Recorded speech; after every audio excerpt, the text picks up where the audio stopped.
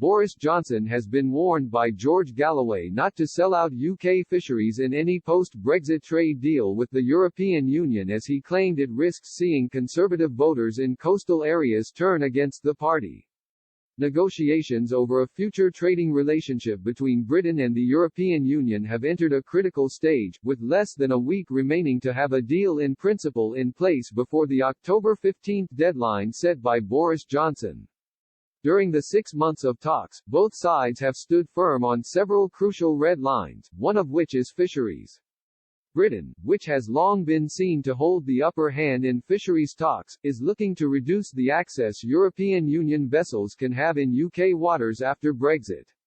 The EU, in turn, wants to stay as close as possible to current quota shares and access rights under the much-hated common fisheries policy. Prime Minister Mr Johnson has said he will to protect UK fishermen in any trade deal with Brussels, and has vowed to take back control of our waters following the UK's departure from the bloc on January 1, 2021.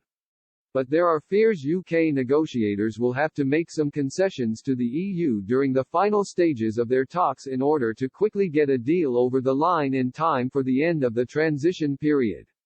Mr. Galloway, leader of the newly formed political campaign group Alliance for Unity, has lashed out at the unelected, unaccountable bureaucracy in Brussels during trade talks, urging the UK to stand up to the EU, as that is what Brexiteers voted for.